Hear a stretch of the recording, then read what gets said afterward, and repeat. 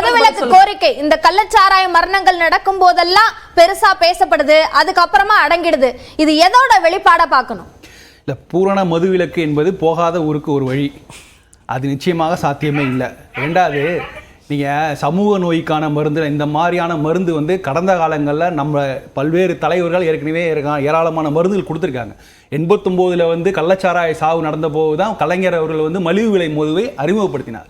இப்போ நண்பர் சொன்ன மாதிரி 2001 ஜெயலலிதா அந்த கள்ளச்சாராய சாவு வந்து ஜெயலலிதா பேசுறதுக்கு அப்புறமா தான் வந்து 2003 டாஸ்மாக் என்கிற ஒரு விஷயம் வந்தது.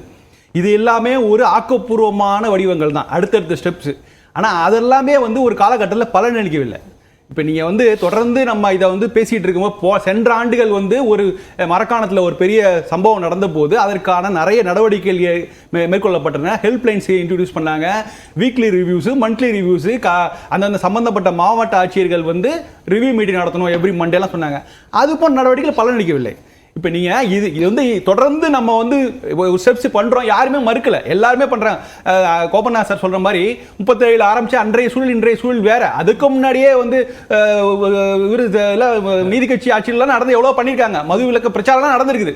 பட் இன்றையான தேவை வந்து வேறு விதமாக இருக்குது.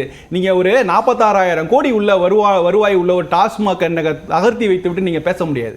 அதை வந்து நீங்கள் ஷடவுன் பண்ணுங்கன்னா படிப்படியாக ஷடவுன் பண்ணுறங்கிறது ஒரு வேறு விதமான கோரிக்கை. ஆனால் அது முற்றிலும் நீங்கள் ஒரு அனுமதி பெறாத மருத்துவமனை இன்றைக்கி தமிழ்நாட்டில் செயல்படுகிறதா, அனுமதி பெறாத திரையரங்குகள் எங்கே செயல்படுகிறதா? ஆனால் அனுமதி பெற்ற டாஸ்மாகை தவிர்த்த மற்ற எத்தனை வந்து மது விற்பனை மையங்கள் எத்தனை செயல்பட்டு இருக்குது? அப்போ நீங்கள் டாஸ்மாக்கு வந்து ஒரு சேலஞ்சிங்கான ஒரு அல்டர்னேட்டிவ் நெட்வொர்க்கை இங்கே கிரியேட் பண்ணி வச்சிருக்காங்க. அதை உடைக்க வேண்டிய கடமை இன்றைக்கு தமிழக அரசுக்கு இருக்கிறது. ஒரு பக்கம் வந்து அவர்கள் இந்த தமிழ்நாட்டில் வந்து அனைத்து தலைவர்களும் செய்த இதுவரைக்கும் செய்த ஆக்கப்பூர்வமான செயல்களை தாண்டி ஒரு விஷயத்தை நம்முடைய முதல்வர் செய்தாக வேண்டும். அதே நேரத்தில் இப்போ இன்னைக்கு இருக்கிற ஒரு பிரச்சனைக்கு தீர்வு தர வேண்டும். இப்போ என்ன சொன்னாங்க, இதை பாருங்க, கள்ளக்குறிச்சி, விழுப்புரம் இதெல்லாம் எந்த ஹாட்லேண்டு எல்லாமே பாண்டிச்சேரி பக்கத்தில் இருக்குது, அங்கேருந்து வருதுலாம் சொன்னாங்க. இன்றைக்கு செய்தி என்ன வருது, மாதாவரத்திலேருந்து வந்த மெத்தனால் தான் அங்கே போயிருக்குன்னு செய்தி வருது. அப்போ இது கிட்டத்தட்ட ஒரு ஸ்டேட்டுக்குள்ள ஒரு மாநிலத்துக்குள்ள உள்ள சிக்கலாக ஆயிடுச்சு. இதை தடுக்க வேண்டிய பொறுப்பு கடமை அது மட்டும் இல்லை, அதை தாண்டி நீங்க நல்லாட்சி தருவதாக சொல்லக்கூடிய அரசு வந்து ஒரு அடுத்து ஒரு 30 ஆண்டுகளுக்கான ஒரு ப்ரோஆக்டிவ் ஒரு ஆக்கப்பூர்வமான தீர்வை முன்வைக்க வேண்டும். அதை இதுவரைக்கும் தமிழக அரசு செய்யவில்லை. அதில் மாறாக என்ன செய்யறாங்கன்னா, ஒரு வெளிப்படைத்தன்மை இல்லாமல் மூடி மறைக்கிறாங்க. இந்த சம்பவத்திற்கு, மறக்கான சம்பவத்தை கூட விடுங்க, இந்த சம்பவத்திற்கு மூடி மறைத்தது தான் மிகப்பெரிய பல உயிர்கள் பலியானது காரணம்.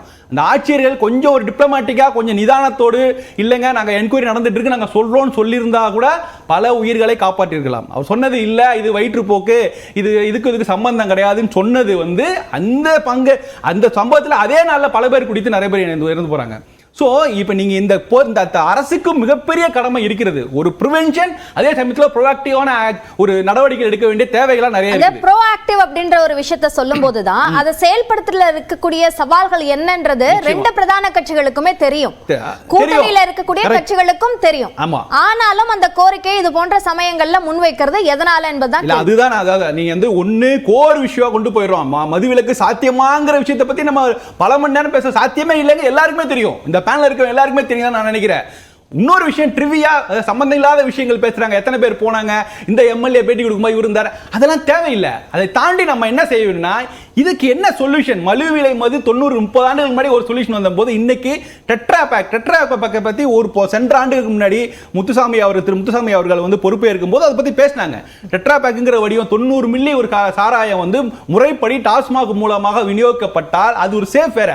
அதுக்கு முன்னாடியே பல குற்றச்சாட்டு வந்தது, மது பாட்டுகள்ல காலி மது பாட்டுகள் வந்து காணா போகுது, அந்த காலி மது பாட்டுல திரும்ப வந்து கள்ளச்சாராயத்தை அதை வந்து பண்றாங்கன்னு குற்றச்சாட்டுலாம் வந்து. இதுக்கெல்லாம் ஒரே தேர்வு டெட்ரா பேக் தான். இன்னைக்கு ஆவின் பால் நிறுவனம் கூட டெட்ரா பேக்ல தான் வருது. இது அதாவது மூடி சீல் வைக்கப்பட்ட ஒரு பேக். அது 90 மில்லிங்கிறது உங்களுக்கு சாமானிய கூலி தொழிலாளர்களுக்கு பயன்படுத்தக்கூடியதா இருக்கும், விலையும் குறைவா இருக்கும். அந்த மாதிரியான மாடலை பத்தி யாராவது பேசுறாங்களா? மதுவிலக்கு அப்படின பேசுறதை தாண்டி இதை எப்படி நம்ம வேற மாதிரி மாற்றி விற்பனை செய்ய வேண்டியதுதான் பேசணுமா? ஆமா, அதுதான் பேசி ஆகணும். என்ன நான் சொல்றேன், இந்த இரண்டு பெருங்கட்சிகளாகட்டும் தேசிய கட்சிகளாகட்டும் அவங்களுடைய பங்களிப்பு நிச்சயமாக இருக்கிறது.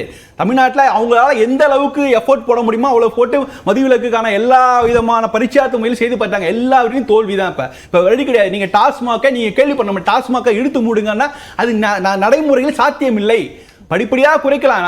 மேடம் சொன்ன மாதிரி எங்கெல்லாம் விற்பனை இல்லாத இடங்கள்லாம் அங்க குறைக்கலாம்.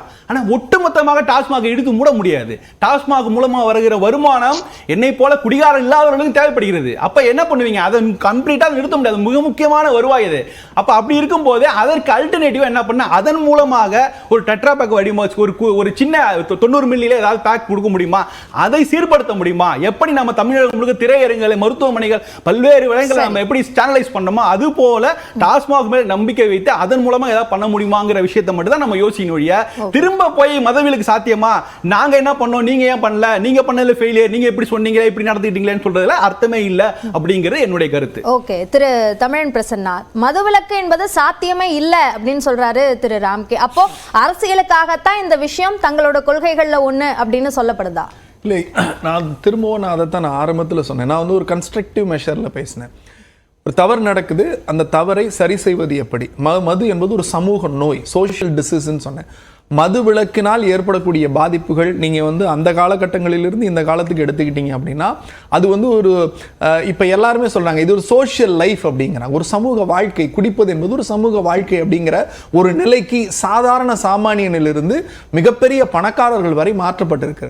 அந்த மனநிலையிலிருந்து மக்களை எப்படி மாற்றுவது அப்படிங்கிறதுக்காக இந்த முத்துவேல் கருணாநிதி ஸ்டாலின் ஆட்சி மதுவிலக்கு பிரச்சாரங்களை மேற்கொள்ள ஒவ்வொரு மாவட்டத்திற்கும் 5 கோடி ரூபாய் ஒதுக்கி அந்த பிரச்சாரங்களை ஏற்படுத்தி கொண்டிருக்கிறது.